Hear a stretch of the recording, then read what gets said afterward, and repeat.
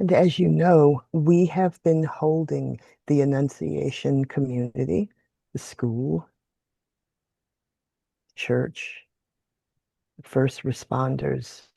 Good morning, North Minneapolis. We have been holding that community in prayer as we hold our world in prayer. And if you have been with us this entire time, you know that we have been moving sort of in circles. We have heard the voices of first responders. We have heard the voices of um, the spiritual support. We have heard the voices of those who are connected, and we moved ever closer to the center. Yesterday, we had the privilege of hearing from Matt DeBoer, the principal of Annunciation, who is at the center of the staff that shaped the community. We have held the force. We have held in our hearts the family of Fletcher Merkel. Fletcher's service of memory was last Sunday, and today we hold the family and friends of Harper Moyski particularly close. Harper's celebration and memorial service will be today at Lake Harriet. And if you haven't had an opportunity yet, you might want to listen to NPR. They did a wonderful segment about her. There's an amazing obituary. She was a curious, questioning, confident young person. And we celebrate her life. We continue to hold Sophia Fortress in our hearts because Sophia's journey of healing is ongoing, as are the other 13 injured children. And our reflection leader for today, the voice that we will hear is at the heart of the community because we have the privilege of hearing from one of the parents from the Annunciation community. We have the privilege of hearing from Katie Simpson. Katie's son, Weston, was injured. He is 10. He is vibrant and amazing. And he is and has been a part of the Annunciation community since kindergarten. Katie is the PTO co-president. And so journeying to the center of the experience with her for us as a team has been grace and gift, even as she continues to process the trauma along with her sons. She has been brave enough and gracious enough to offer us her presence this morning. And we are so grateful. We are so thankful. And so I invite you now to hold Katie in your heart as she shares with us from her heart. Good morning, Katie. Good Welcome. morning. Thank you. Thank you for inviting me to join you today. I pray that my words will honor Fletcher and Harper, and please continue to pray for sweet Sophia. My name is Katie Simpson. I am all the things that were included in my introduction today, but most importantly, I am mom to Drew and Weston Halsney. On Wednesday, August 27th, Weston was excited to go to school. It was his third day of fifth grade, and so far he loved it. His best buddies were in his class, his teacher was wonderful, and there had been no homework assigned. He quickly got ready for the day, jumped on his bike, and gave his usual farewell message. Bye, Mom, I love you. I hope you have a good day. As Weston pedaled off to Annunciation, Drew and I got in the car to begin our trip downtown where Drew is a sophomore at De La Salle High School. As I dropped Drew off that morning, I was struck by the ease of the morning routine and the beauty of the warm, sunny day. As I drove back home by way of Diamond Lake Road, I came upon a very disturbing scene. I saw a police car pull into the Annunciation church driveway and witnessed two police officers as they jumped out of their squad car, guns drawn. My initial thought was that the children must be in lockdown in the school. They will be so scared. I need to stay close by. I watched another 3 squad cars show up in the time it took me to pull my car over. I watched for a few moments to be sure that there was no immediate threat and then hopped out of my car. I am a nurse, a helper. It is my nature to want to do something in times of crisis. As I stepped onto the sidewalk, a woman shouted, "There's been a shooting at the church." My worst fear. Innocent civilians could be injured. I ran across the street and up toward the church. As I got closer, I noticed the doors opening and 2 familiar faces tentatively stepping out of the sanctuary. 2 teachers whom I know well, and behind them, children in green shirts and blue shorts and plaid rompers. Oh no, it is Wednesday. The children were at Mass. Dear God. I raced up the sidewalk to these beautiful children who I know and love as they came toward me in surprisingly well-assembled lines. Their darling faces were panic-stricken and tear-stained. Many were crying, screaming, calling out for friends and siblings, neighbors and classmates. I spotted Weston, and he ran into my arms. The first thing he said to me is, "Mom, I'm so scared." I noticed his left arm soaked in blood, and there was a small spot of blood on the left side of his neck. I won't share the other horrific images that I witnessed that morning. It was like a scene out of a horror movie, a battle, and our beloved children and teachers were the victims. The rest of the day and the ones following are a blur. Later on Wednesday, Weston was thrust in front of a news camera by a well-meaning family member while I picked up groceries for a friend who I knew would need extra love and sustenance in the days to come. Weston's video went viral. We received endless calls and texts from media outlets. We learned of the deaths of Fletcher and Harper, 2 of the brightest lights I have ever known. Our hearts were and still are shattered for them and their incredible families. On Thursday, Weston asked me to take him to the doctor so that he could have his neck checked because it hurt when he touched it. We did. Although suspecting a superficial wound as I had, the pediatrician ordered an x-ray that showed a fragment in his neck. She referred us to a pediatric ENT the following day. At Children's Hospital, we met Dr. Jaywardena, a rock star surgeon and our hero. I want to share his words about caring for Weston. These are the words of Dr. J.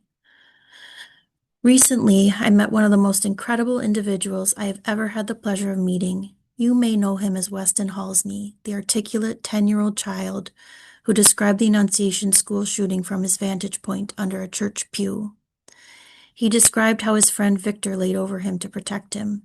He described how his friends around him were shot and how he escaped with only some gunpowder on his neck. He showed up with his family to my pediatric ENT and facial plastic surgery office to evaluate a small nick in his neck that, although it initially bled, was orders of magnitude less than the violence his friends were dealing with. So he waited until the next day to pursue care. His pediatrician had ordered an x-ray to make sure nothing was in his neck. After identifying a small metallic object on x-ray, the pediatrician called my team and I got him the next available spot in my clinic. I spoke to the family about what had happened and listened to this remarkable child recount his harrowing story. We attempted to understand the trajectory of the bullet and what his options were for removal. I described how it was very close to some vital structures, but I need more information before being able to guide the family regarding next steps. We obtained a CT scan to identify exactly where the bullet fragment existed amongst other vital structures of his neck. As I scrolled through his CT scan, I watched the trajectory of the bullet stop the moment it touched his carotid artery, the main blood vessel to his head and neck. I will remember that moment, sitting alone in my office, as I realized the gravity of his situation for the rest of my life. The bullet fragment made a straight line from his entry wound to the lifeblood of his neck and ran out of momentum immediately prior to injuring this critically important structure. I called his family and described this miracle to them. I also described that the surgery to remove this would require intricately pulling the bullet off the carotid artery without disrupting its flow, a location with life-threatening complications. Weston described how this bullet fragment represented something that killed his friends and he wanted it gone. We discussed with his family how it was important to them for their own grieving to remove this evil from his neck. As a surgeon, it's moments like this that make what I do worth it. I made a promise to him that afternoon I met him to not let the bullet fragment be something that he would have to physically carry for the rest of his life. This innocent child is already carrying the weight of the world on his shoulders as the news media's appointed yet unintended face of this tragedy, immortalized by his viral description of that dreadful day. On September 3rd, a team of amazing individuals and I made Weston's life simpler by successfully removing the bullet fragment from his carotid artery at Children's Minnesota, Minneapolis. I expect Weston to make a full recovery. I often ask the children I see in my clinic what they want to be when they grow up. It helps me give perspective to the surgeries I perform for them in a context that both children and families can understand. I asked Weston this the day I met him, a couple days after he bore witness to the murder of his friends. In the midst of a story that would devastate any adult, I know, his response was, "I'm not sure exactly, but I know I want to be nice. I have gone to school for many years, but I certainly lack the wisdom and insight of this 10-year-old boy." I write this story because I think we all have a little bit we could learn from Weston Halsey. Now that the dust has settled, the wounds are healing, the bullets removed, and those who are lost mourned, I have one final reflection in the spirit of my newest and most articulate role model, Weston Halsey. Cut it out. Keep it simple. This isn't political, it's about kids. The children of this country are the best of us, and it's up to the rest of us to keep them safe. Now let's solve this problem together and be nice about it along the way. With love and hope. Dr. J. Wardina, dad to 2 daughters, surgeon for kids. Dr. J did a beautiful job encapsulating his experience as a pediatric surgeon caring for Weston. He also wrote this letter as a father with a huge heart who wants to see action as a result of this senseless violence and loss. While there is a great deal of sadness that has come out of this, I want to take a moment to recognize the miraculous. It is a miracle that Weston and so many of his classmates are still here. The amount of love, support, hugs, flowers, ribbons, affirming messages, cards, candles, vigils, prayer groups, meals, cookies, so many delicious cookies, and generosity that have showered our community within the last 2.5 weeks is astonishing. In the face of chaos and division, we have shown up for one another, and we will get through this together. We are all moving our feet in the direction of love for our children and for each other, and that is where we find God. These children will forever be impacted by the events of August 27th, and they will know and feel that what comes after the darkness is the light. They will know that God will meet them in times of challenge, which they will face, and in grief, which they will experience, and in pain, which they will surely know. Dear God, thank you for coming to us in our lowest place and for shining your light onto our community and our children. We continue to pray for all families, but especially the families of Fletcher Merkel and Harper Moyski. Let us continue to build a future filled with hope.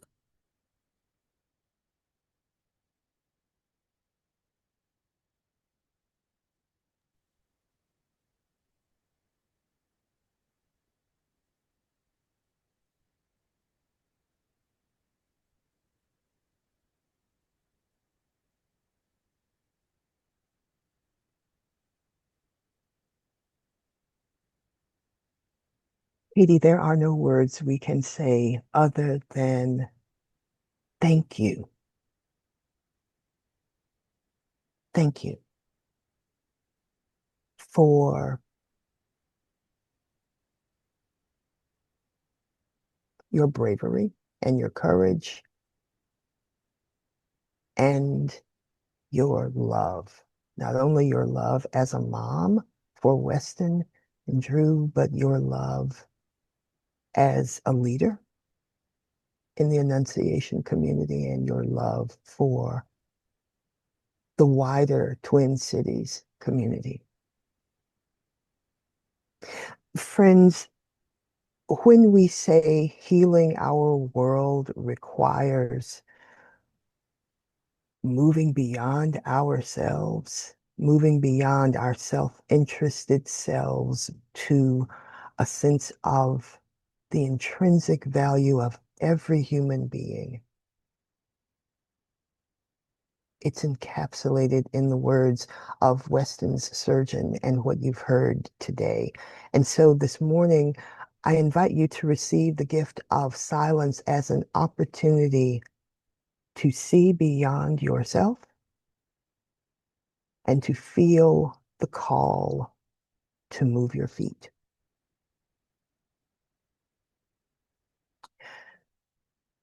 As you place your feet perhaps on the floor or on the ground and take a deep breath, know that we are not alone, and also know that the gift of silence is one of strength, opportunity to find the center that gives us strength. And we receive it and take advantage of it now.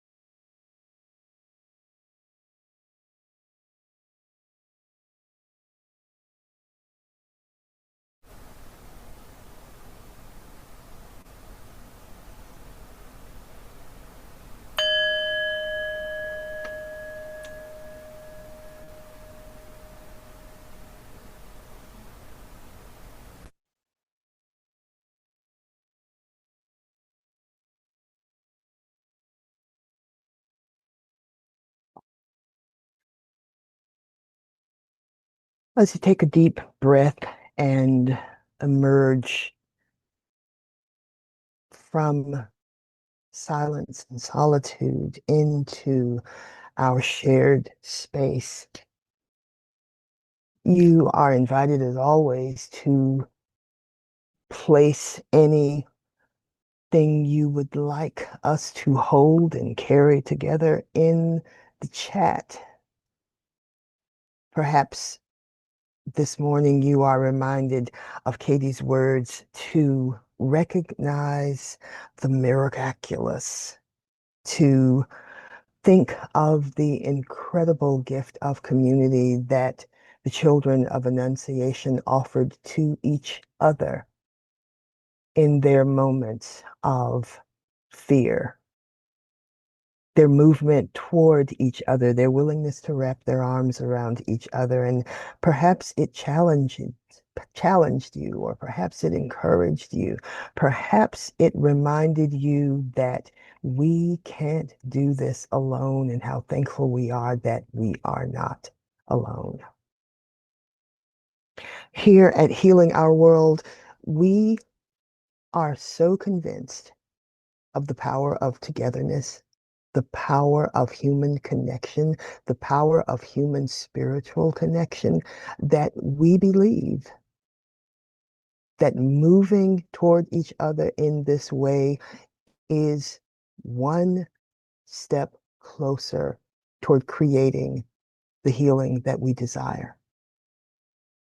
Keeping it simple and being nice about it, even as we take on the challenges and the practical aspects of making a better space and a better world for all our children. Thank you for being a part of this. Thank you for helping achieve permanent, positive good for all people. And as you go into your space today, if you are part of a faith community and you'd like to share the name of your faith community, you are most welcome to do so. We will hold that community in prayer. We will hold each other in prayer. Go in peace and love and light.